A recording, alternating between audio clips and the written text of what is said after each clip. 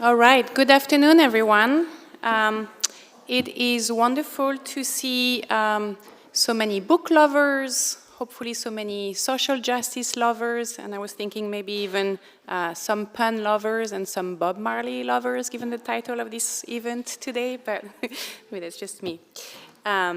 So I would like to start by acknowledging that the land that Getty occupies today has been known as Tovengar.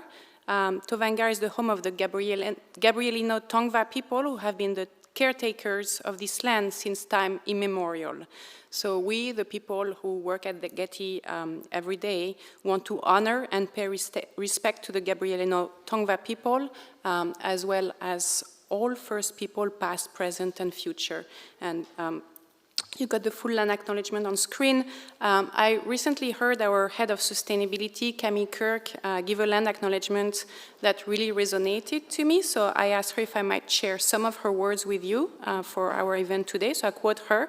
She said, "I appreciate starting large meetings such as this with the land acknowledgement, not as a performative exercise, but as an opportunity to center our coming together in the recognition of past and present injustice, the recognition of our human capacity to listen and to learn from our shared humanity and to restore and repair." I also want to start with some thanks. I want to thank my colleagues in the programming department, Thisbe Gensler and Lauren Ardis, and the events department, Adrian Casares, my colleagues in the conservation department, Ricky McDowell, Melissa Huddleston, Ronel Namde, as well as Preston in AV and his team who are supporting this event. This conversation is taking place in conjunction with a symposium for emerging conservators about how to care for artist books. So we're doing that in partnership with the UCLA Library and the Crest Foundation. So I want to thank, I'm very thankful to my partners, especially Chela Metzner, who's somewhere here. And I want to acknowledge that all the symposium participants are here in the audience. So hello. My name is Rachel Rivenc. I'm the head of conservation here at the Getty Research Institute, GRI for short. Normally, I have to explain that the GRI is not the museum, but somehow I feel this crowd might be familiar with the fact that we are a large art library, special collection and archive. Maybe some of you are even readers.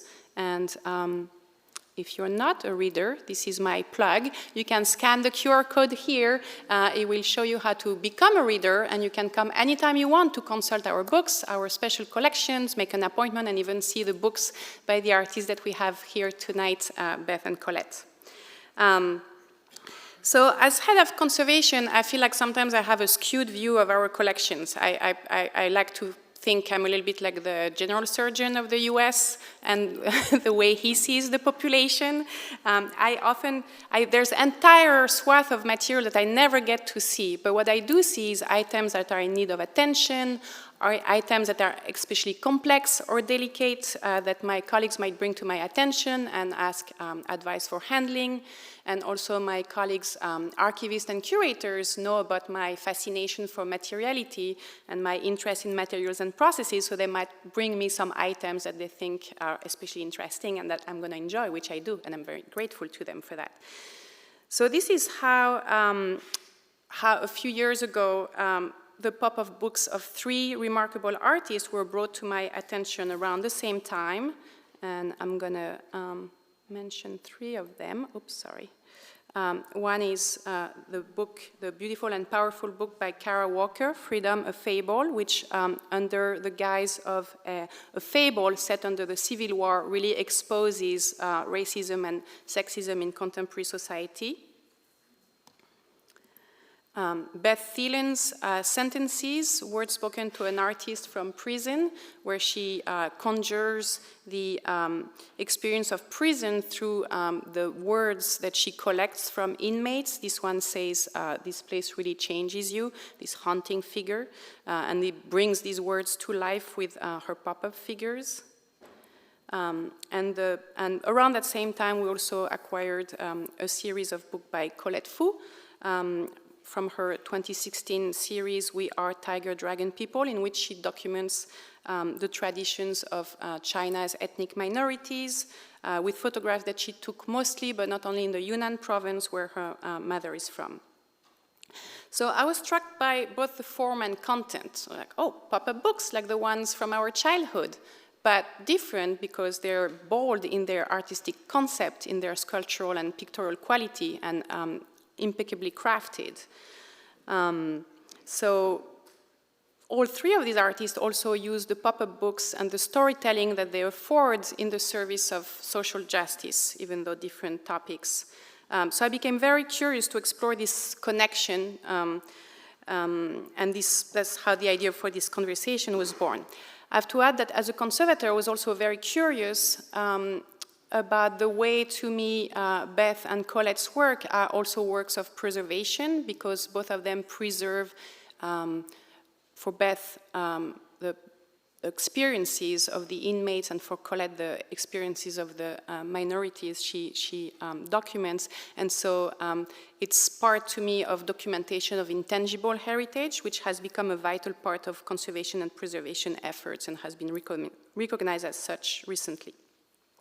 So tonight we're going to explore the connection between pop-up books and social justice with two artists who have dedicated their careers to both. And I should add that both are committed educators. So Colette Fu and Beth Thielen. So what's going to happen is they're both going to talk about their work a little bit, then we're going to have a conversation, and then we're going to open that conversation to the audience. And I ask you to please silence your cell phone during the conversation out of respect for the speakers, but also your fellow audience members.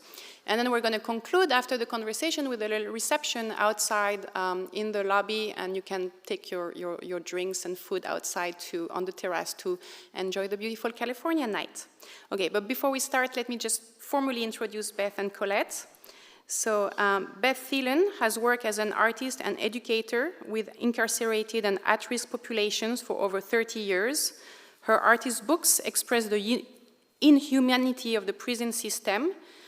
Thielen's work and the work of her students are represented in the Getty Research Institute, the Hammer Museum of Art, the Library of Congress Special Collections, the Houghton Library at Harvard, and the Spencer Collection at the New York Public Library, among others. She's the recipient of numerous awards, including the Puffin Foundation, the Calliopeia Foundation, and is a Blue Mountain Center and Rauschenberg Residency Fellow.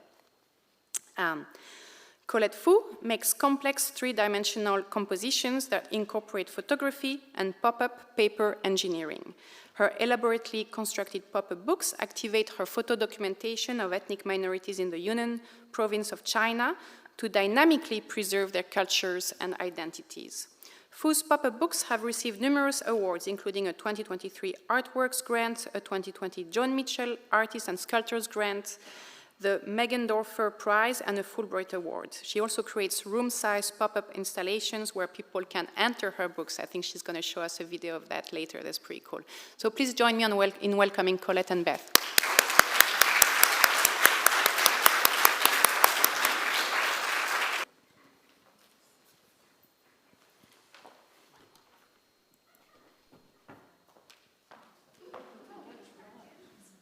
Oh, hi.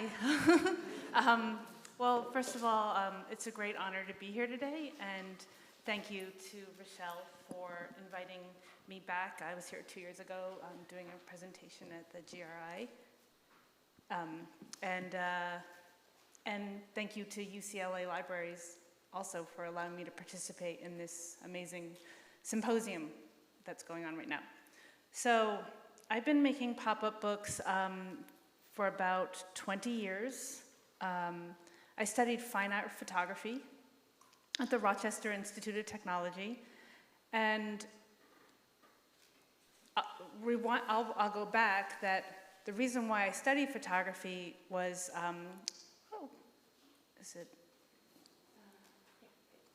as I developed an interest in photography when I traveled to Yunnan province right after college graduation.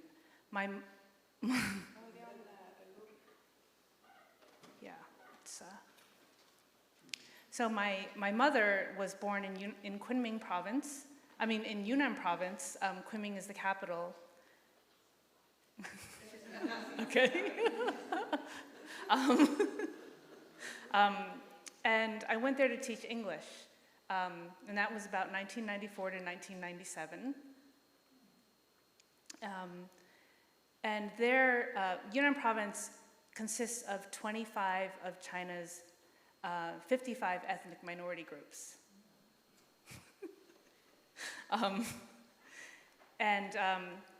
When I was in Kunming, I learned that my mother was actually from one of these minority groups called the Noso Yi. This is not something I knew about when I was growing up. I was born in Princeton, New Jersey, and whoops, I just rewinded again. My finger is like on auto. And so Yunnan resides on the border of Tibet, Myanmar, Laos, and Vietnam. And so I stayed for 3 years, and during those 3 years, I just traveled within China to learn about the different people there, the different groups, and then decided to come back and study photography after those 3 years. Long story short, I ended up getting my master's in photography, worked in New York a little bit, New York City a little bit, and then eventually I decided to somehow apply for a Fulbright fellowship in which I could create pop-up books.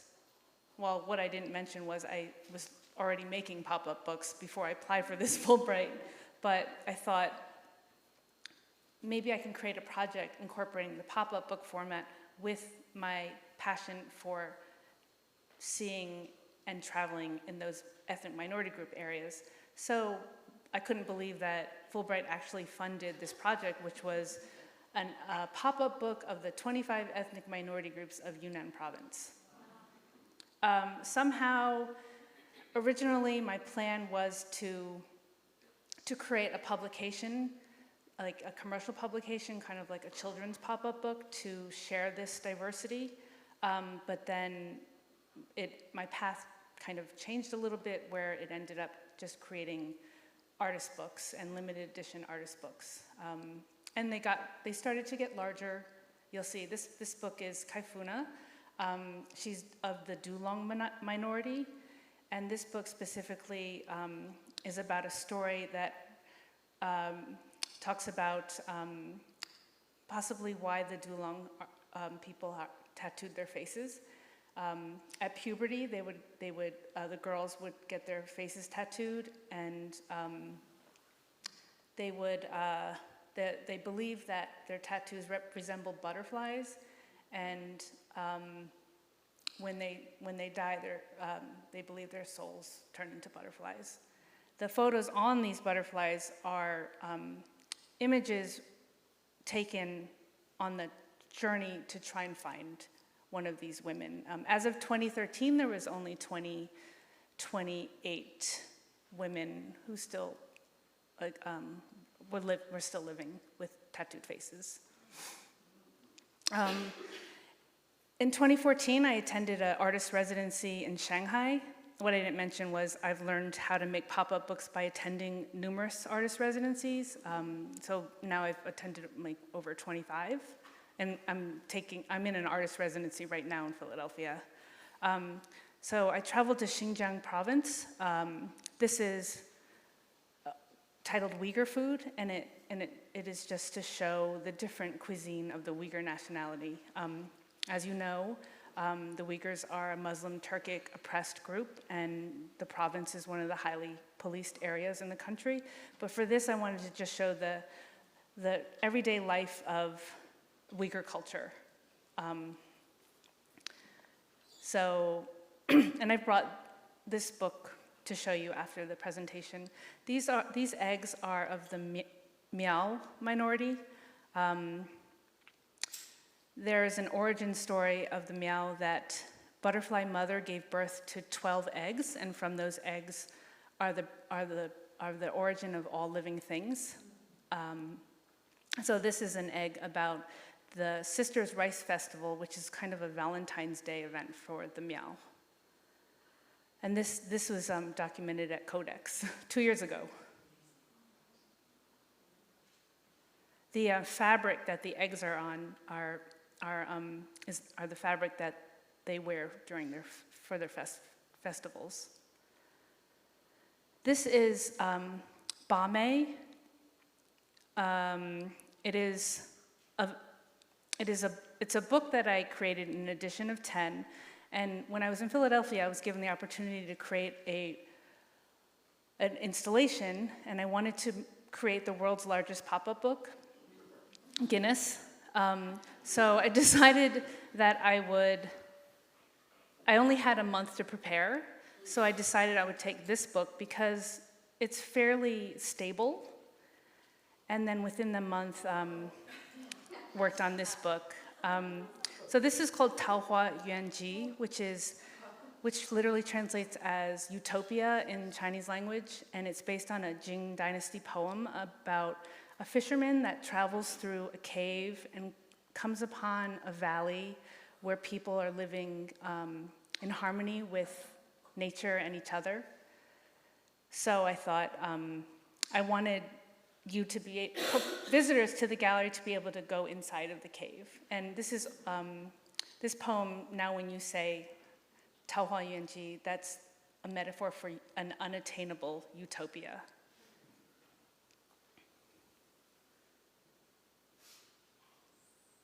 Oh, so I should mention this book is 13 by 8 by 21 feet, about 5.5 feet high. It's now part of the collections of the Taubman Museum in Roanoke, Virginia. And they bring it out during Chinese New Year's. Yeah, so we place plywood inside of the cave so that you can just walk inside. The base is gator board, which is pretty firm, but unfortunately, if you have any sort of heel or a cell phone in your pocket, that will dent the gator board.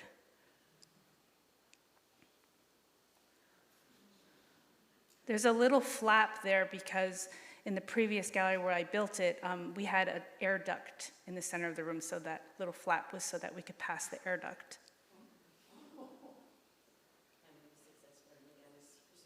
Oh, so unfortunately I was disqualified because they said that a book needed to have more than one spread. And then this is a book I created at the Women's Studio Workshop during another residency. It's called Golden Lotus, and it's a little book. It's about 3 twin, which is the average size of a bound foot, which is about 3.9 inches. And it's a residency where you work with the studio manager.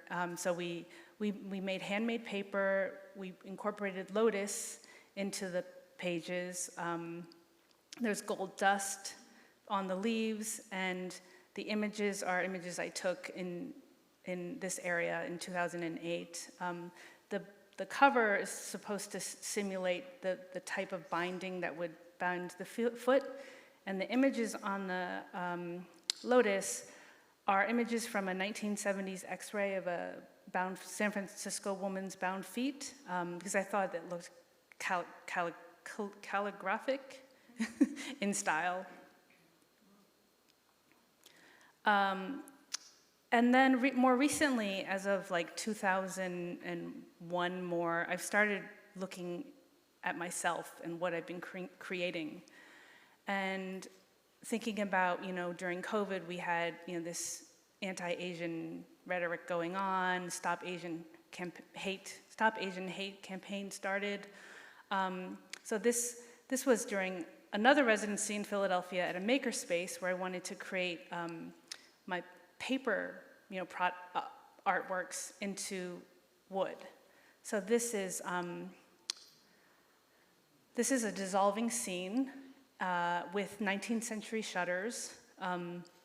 And the first scene was of Afong Moy, the first documented Chinese woman to come to America that was eventually came to help sell wares like porcelain, tea, but then eventually traveled with the circus. Then you could buy tickets. And she traveled to Philadelphia. That was her second visit to in America. And then the second scene is political cartoons from the exclusionary times when Chinese were banned from coming to America. So the idea was we're going from inferior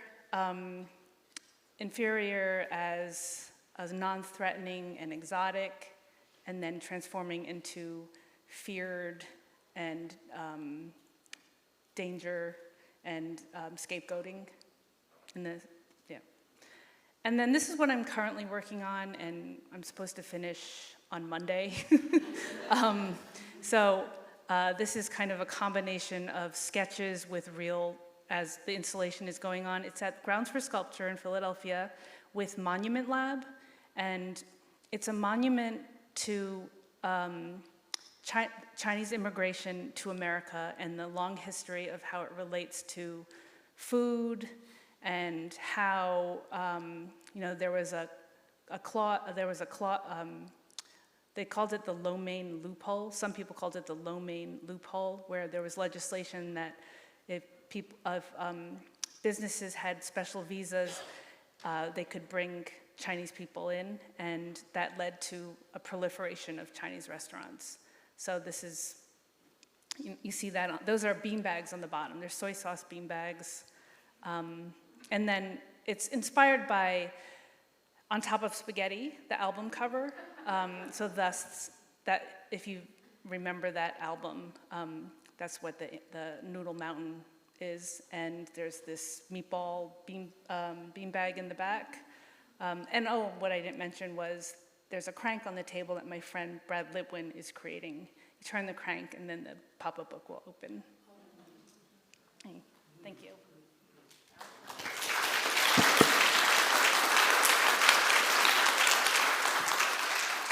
Thank you so much, Colette. That was amazing. We should continue our journey, and with Beth now, talking about what you've been creating. Can you hear me all right? Yeah. Great. So my journey with pop-ups went hand in hand with needing to conserve the voices of the people I was working with when I first started working through the California Arts Council in the Department of Corrections. And at the time, it was a wonderful program. They would give you a living wage to work 20 hours a week inside an institution, or it could be a daycare center, it could be a hospital, and then the rest of the time and during your week, you were to make your artwork. And it was a great program. You could get 3-year funding. I did it for 2 seasons, so it ended up being 6 years of concentrated work, which enabled me to not only do a body of work as a young artist and establish my career along with all these other artists who had these artist in residency grants. It was a kind of a renaissance that happened in the LA, Pasadena, Silver Lake, all around that area. There was a wonderful renaissance, and we would all meet together once a year as California Arts Council residents. And it was a great time here. So I also had the opportunity to really get to know a group of students inside the Department of Corrections and really establish relationships with them and really hear their stories.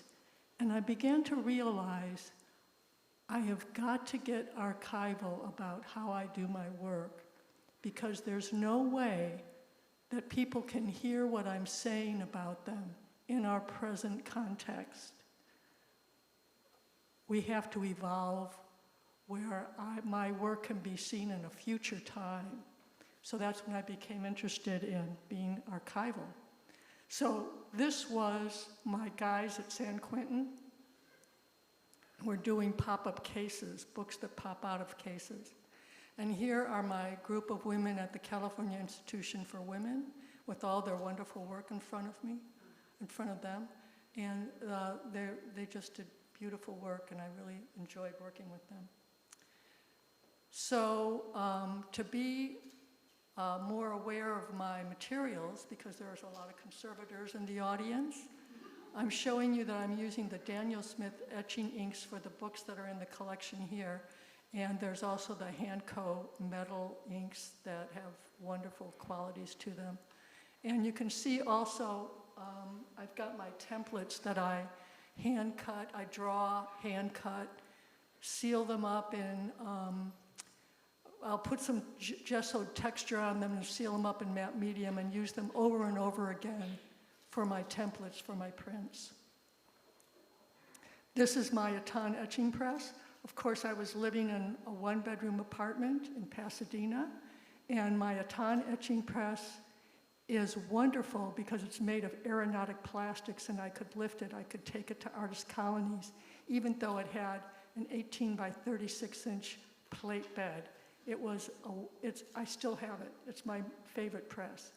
And it allowed me to do the work.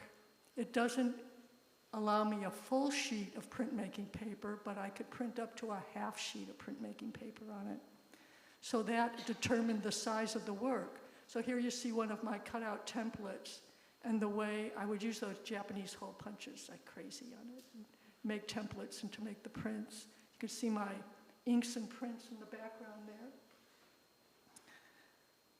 And I would hand cut each of my images that I've printed with a scalpel. And I would use the edge of the scalpel to create, on the bottom figure, you see the edge of the nose and the face. I would slant that cut so I could get that white bevel around the edge for the image. Here is one of my first images from the book that is in this collection. This Place Changes You. It is a portrait of a woman that I knew at the California Institution for Women who really was evocative of what I was experiencing there. And that's the book in the final form that is here in their collection. Here's a book, and this is the thing. I had to record what was happening. This was during the AIDS epidemic. And this woman climbed up on the roof of the prison in order to get caught so that her sentence was short and she was about to get out and she wouldn't have her medication. So she made an escape attempt so that she could do more time and have her medication. So I began to also be interested in the way that these people that I was meeting on the inside were also being reflected on the outside with like the homeless population and the gang situation. So here's a young man who was saying to me, when I was talking to him on a street corner, he said, guns and something else, I forget what it says, but he said, guns and gangs, that's the only way I saw people making it, so that's what I did. So I'm just trying to capture what's happening. Here I just have a listing. This was the Reagan years. So homelessness began to be more prevalent in our communities, and certainly it is now. And this was just one day citing a list of where I saw homeless in my neighborhood. This was during the Rodney King incident, where I realized that a situation happened in front of my house, and I realized that all the men in my neighborhood had guns. They all had guns. Didn't matter who, they all had guns. So that was that. And then I went off and worked with a group of young women in foster care, volunteered twice a week for about 3 years, and heard their stories. And it was kind of going back farther downstream to find some of the beginnings of where people would end up in correctional facilities.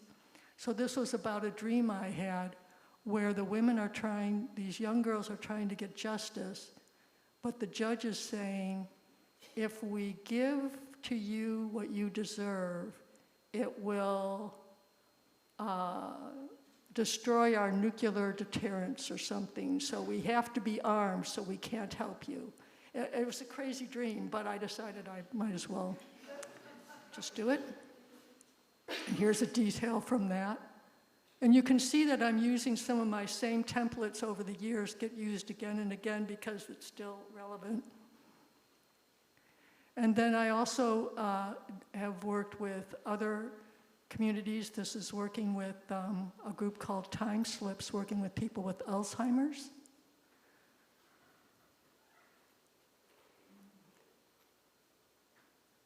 And I think he says there, I feel like I've dropped my life and I can't find the pieces to pick them up again.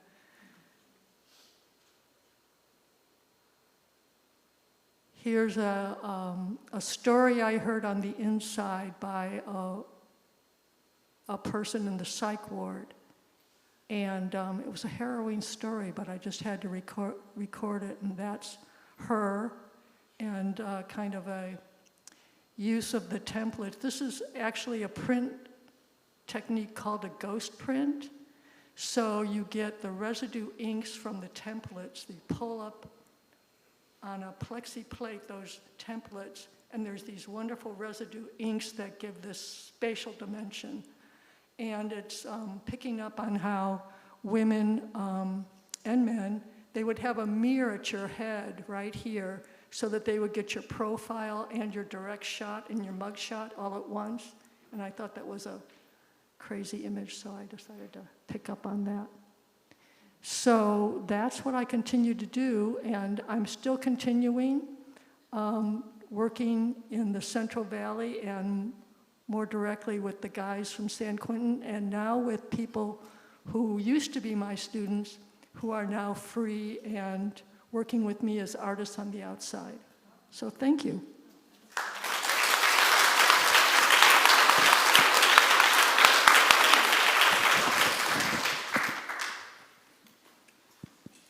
Thank you both. Oh, sorry. Thank you both, and thank you, Beth, for ending on that hopeful note. We've seen in both cases, I think, examples of things that are both harrowing on one side and beautiful on the other. Like you said, you chose certain minorities to represent their daily lives rather than just the hardships they endure, and you, Beth, as well. And yeah, that was just a consideration. I want to dive in with the medium of the pop-up books and ask you when, how, and why, and how did you realize why pop-up books specifically? How did you realize it could be an art form, and what drew you to them? What made you think they could be like a really great storytelling medium? I like the idea of opening up the stage set, and I was living in a small apartment. I couldn't do big stage sets. So to have a pop-up book, it's the intimacy of, when you see a painting on a wall, a person can go right by it without really seeing it, but when you have to open a book, you're engaged with it intimately. I wanted that one-on-one intimate experience of viewer to the image. So that's what drove me to the pop-up structure. I was in grad school and just about to graduate, and was looking for ideas of how I could transform my photographs in college, which were two-dimensional collages, but do something more with my hands. So I went to Borders and bookstore and looked at the game toy book section, and for ideas, like I wanted to create like a game of life or Chutes and Ladders, something like that, and with my photographs. And next to the toy book section was the pop-up book section. And then I just opened up a pop-up book and immediately it was like, oh, I want to do that. What do you think about the pop-up is really like making it so great at storytelling? For me, I know that when I show someone a pop-up book, it doesn't really matter what it is about. They're seeing the movement, the shapes, and they immediately smile. and get, happy. And I think it's also can be nostalgic. I like that it takes you away from maybe, things that are troubling you. For me, when I'm making them and I have to really problem solve, I forget what's going on around me. So yes, I think it allows you to tell a story or share something that may be inaccessible to other people that might not have interest in what you're actually showing.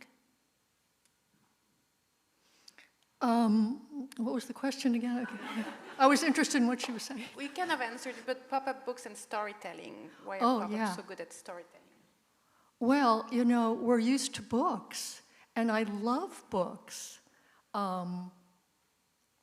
So that's another thing. A print is a flat surface.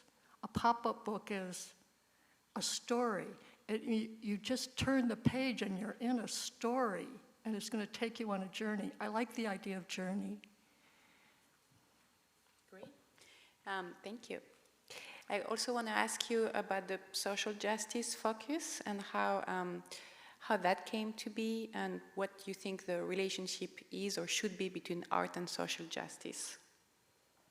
I think all of the work I've created, even during school, relates to social justice in some way. I had to remind myself what social justice is, because you never want to say, oh, I make art about social justice.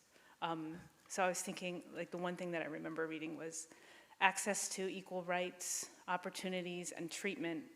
And one thing that I think I'm doing with showing the diversity within China, and it was a personal exploration because I was trying to understand my own background. But what was I going to say? Oh boy, I forgot what I was going to say. What was the question again? Relationship. What do you think the relationship between art and social justice is or should be? Oh, so showing that diversity breaks stereotypes because sometimes stereotypes can be harmful. For me, I had a teacher when I was in my high school years, and he would say, he had these Emmanuel Jacobson, he had these big gargantuan hands teaching figure drawing. He said, this is a class about learning how to see. And then when I got to college, I read the work of Meredith Tax, who said, how can you be awake enough to see and not respond? It got me. So that's how it manifests in me, personally. Right. I guess we can just all try to do our best in our respective Yes, right, yeah. Actually, since we're on that topic, I want to ask you, first I want to ask you what are the challenges, pitfalls, and joys of working in that arena of social justice, or trying to work in that arena. You mean in corrections, working with people in corrections? In your case, yeah. But just even generally with that angle of kind of trying to shed light of something you think is wrong or something that needs to change. You don't go about it that way. You just are recording what you're seeing. So the pitfalls are that you're working in a very repressed situation. The joy is that the students you meet in that repressed situation who, one of my friends who also works in prison, he's a musician, Jack Bowers, and he said, it's one thing to be good in a good life, it's another thing to be good in a really terrible situation. And when you meet someone who's caught up in making art on the inside and they really catch fire, people who lose their freedom understand the power of art, and it is a sight to behold. It is a beautiful thing. It's just amazing when you see somebody transform themselves through the creation of art making. It's, my hat's out to them. Yeah, I guess we can all hope for that transformational power of art. That's just what we they're aspire pushed to it farther than most people are. Right. What about you, Colette? What do you think the challenges, pitfalls, and joys are to work in that field? I would say the joy is just the joy that other people get from looking at the work. And challenges are that it's always a challenge. It's a continuous challenge. I'm a full-time working artist. I'm working all the time, and I always have to keep making it, trying something different after each project. So thus, like this current project involves, a table, a crank-operated table to open the book, and it's also, what I didn't mention is it's 10 feet, 7 by 10 feet. And obviously, one of the biggest challenges is being careful and not misrepresenting and trying a culture or people. Thank you. A question I want to make sure we have the time to address is the question of the people that you represent, either in photographs or through drawings and words, and that I imagine you've formed a relationship with. And how does that work? Like, do they know they're going to be featured in pop-up books? Do you show them the final results? What they think? And I guess the other part of my question was, have you ever been changed, or have you ever changed the way you do things following an interaction of feedback from someone that you've had a relationship, entered a relationship with as part of this work? Gary, who's one of my students who's now a free person and still an artist and doing quite well, he says I'm too modest, and he didn't know. You're not really allowed to know much about my life when I'm teaching on the inside. So he just says, you're just too modest. You need to say more. And, I can only be myself, and represent who I am. And I guess I'm modest, but I don't know. I just am myself. And I have to keep a lid on who I am on the inside because of the rules, which is kind of a pleasure because I can kind of identify and explore in a way that doesn't separate me. So to the first part of my question, have you shown some of the people you've worked with that are featured in your books? Have you shown them the books, and what did they think of it? I have limited access to be able to do that directly. Since now I'm getting to know some of the students now who are now free, and making art with them in some situations, they are able to, I see their just joy and respect of who I am and what I do, that they weren't allowed to really know about before, so that's fun. Great. What about you, Colette? The people who you capture their image in the photographs? So specifically, this book of Kaifuna with the butterflies, the book is actually a kind of a documentation of the journey to meet her. It was traveling to the Dulong region, the roads are closed off more than half a year because there was only one road that would lead there, and they would have snow coming down and washing away the road. But I remember it was a 17-kilometer walk, and so the images alongst the walk are images I just happened to take on the walk. What we were eating, what we saw, abandoned church, missionaries, proof of the missionaries coming. And we would walk and we'd say, have you seen a tattooed woman? around, do you know where she lives? And they kept pointing like this, pointing straight, and then eventually they pointed up. And then when they pointed up, we looked up, there's a few houses alongst the hillside. We walked up and then walked into one home, and we saw her peeling corn with her family. And then a little boy came in, and we immediately started playing with the little boy, and that was a great entry into staying. And then we peeled corn for 2 hours. And then eventually I pulled out my camera, and I signaled, can I take your picture? Because they do not speak Mandarin. And she said yes, she went and changed. That often happens. If I say, can I take your picture? And then they say yes, they go change into something they think they want to dress up. So that was my experience of being able to photograph her. But unfortunately, I haven't been able to go back. It's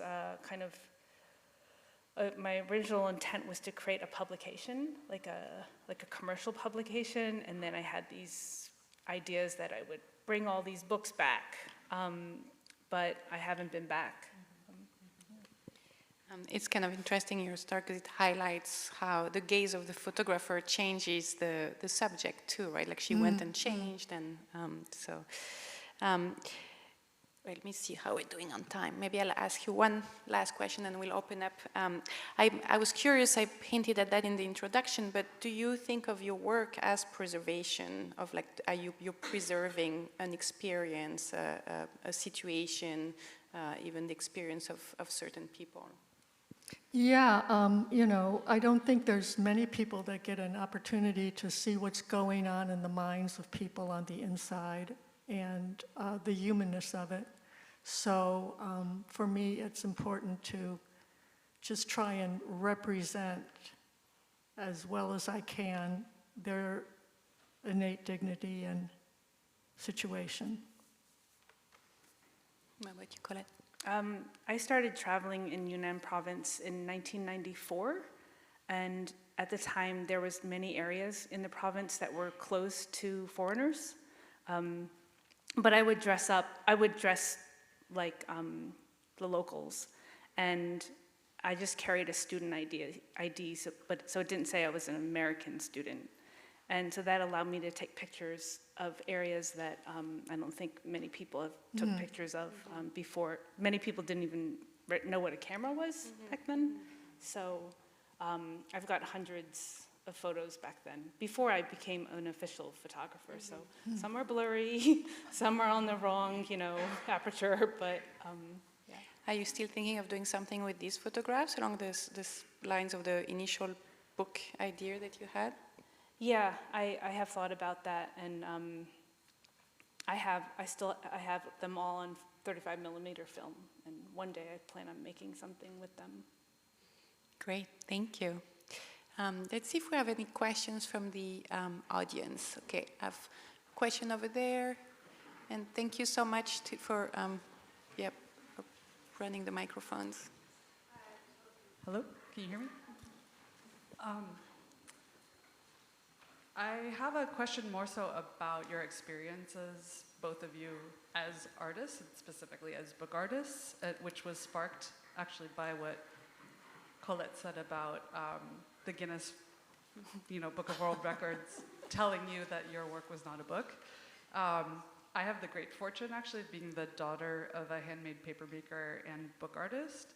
And through the course of watching my mother's career, often have seen areas of the art world try to sort of relegate handmade paper making, book arts, as into the world of craft, which is also an incredible world on its own, but that it could sometimes be difficult to navigate and to sort of establish concepts of art with the book, and especially given the context of where this talk is taking place, I'm wondering, through your careers, if you ever encountered anything similar. I know that you're not one-facetedly book artist, so to speak, but if you ever experienced something to that effect, or essentially being book artists, how that has sort of been seen in the art world more broadly, if you could speak to those experiences.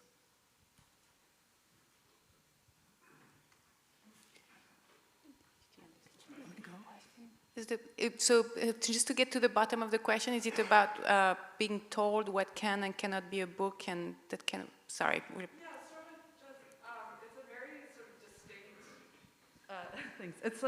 things. And this is all just through my observation. My mother never said any of this is through observation. So the question is really, through this distinct art form, sort of what your experiences navigating the art world writ large has been, because it's... I see. Is the art world accepting of book arts as a legitimate art form? Is that the question? Or I think that might be too literal. Okay. You know, it's more like I was thinking of being labeled like what's a book, what's not a book, and there might be nothing there. Your responses might be no, it's not anything you've ever encountered, but that I have witnessed sort of paper arts, handmade paper, book arts, even printmaking to a certain degree, but much less, sidelined or sort of discredited, and wondering if you've ever had challenges in those realms as book artists.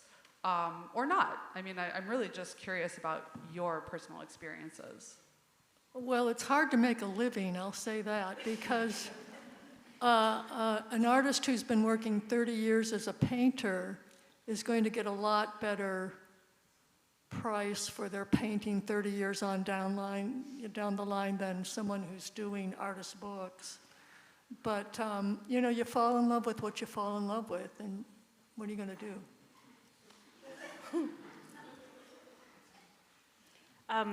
So I've been fortunate that because of artist residencies and grants, I've been able to do this for 20 years. And it was the artist residencies that kept me going. Like, I apply to a residency, I get in. My proposal is to create pop-up books. So I make more pop-up books, I go to more artist residencies, and all of a sudden it's like 20 years later, and I'm like, I never would have thought I would make a living as a pop-up book artist. And I think what keeps me separate from feeling whether or not I was accepted into the book arts world, or the fine press world, or the photography world, or sculpture, was that I just said, well, I'm just gonna make pop-up books. And yeah. so maybe one way to escape the hierarchy is to just ignore it or not. All right. There was a question here. And thank you for your presentation. It was really well done and interesting. I wonder how difficult it is for you when you conceive of a project to figure out the engineering that you have to do to create it, and also does that dictate what you end up doing or can do? Because they're complex things to create and pull off, like giant books that pop up. So that's it. Well, I would go to Vroman's bookstore in Pasadena and go through the children's pop-up books and just see what was evocative and what could be transformed. And I would usually buy 2 of a book I was interested in so that I could take one apart and, you know, explore the engineering and how to transform my visual needs into something that I found evocative in what was being done in a children's book. So that was a great way for me to get around some of the technical language and problems and engineering, was to just play. I wanted to say that the complexity of pop-up books or pop-up paper engineering is derived from a combination of basic structures. So once you have a feel of the basic structures, you just combine them to get that I'm being repetitive, complexity. And so what's difficult is not the engineering. What's difficult is thinking about why are you making something pop up? Does it need to pop up? Does it make sense that it's popping up? And how can you create a story with those elements that make sense? And then it becomes, now what I'm doing now is I always thought what I was doing was difficult. But when I look back and I think about these smaller books, I'm thinking, wow, what I'm doing now is so challenging and so stressful. I kind of want to go back to that. And it's kind of like, I was thinking, like we were talking earlier, like a marathon.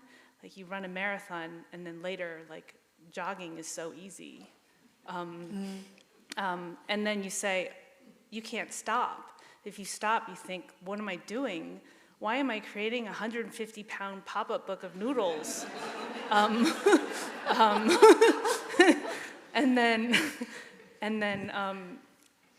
But then while you're doing it, you're like, stop thinking, just keep on going, finish it.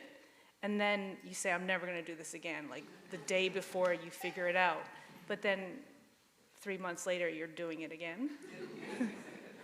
Thank you. That sounds about right. All right, we have time for one last question, if there is one. Oh, over there. Oh, wait, microphone's coming right here. I have a question that kind of tacks on to whomever talked about how to categorize your work in, is it craft, is it a book, is it a work of art, or sculpture, what is it? Who collects your work? Are they libraries? Are there individuals that are mad for these things? I'm very interested in how you find locations for your material. I don't know, does the Getty still collect pop-up and artist books? Do we know? They're both in our collection, so. Pardon me? They are both in our collections, so yes.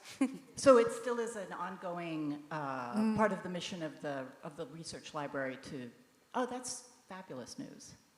So that's my question. Okay, that was easily answered. Okay, so maybe one more, if there is one more. Oh, I want to know who collects them. oh, who collects? Oh, okay, so who collects? My books are collected by mainly special collection libraries. I think because they're using the books as teaching tools. Not many people create pop-up books with photographs. And then also various museums. Those are the main people that collect my work. I was lucky enough to have Tony Zwicker and Josh Heller and Marcia Reed and, you know, a number of people who also had a passion for artist books that wanted them in collections, that really found homes for them in a lot of university libraries and public libraries. And I was just really lucky to have people who of such great skill and thoughts about books and passion for it that really pushed me in ways that I didn't know was possible. So I'm not a curator, but we had our curators talk to us in the symposium today, and we talked a lot about how there are artists who do other things but might make a book, and there's book artists, and I think as an institution we're interested, we collect both. That helps with answering the question. All right, but before we conclude, I'm going to say that we had thought of trying to do actually a pop-up exhibition of both Beth and Colette outside, but the logistics of it in our institution was really a deterrent. Fortunately, artists don't have such, don't have any bureaucracy, so they both brought books with them for us to enjoy, and we're going to set them up outside so you can look at them, not touch, but look at them. And then again, we're going to have a reception outside. But please join me in thanking Colette and Beth for this thoughtful conversation.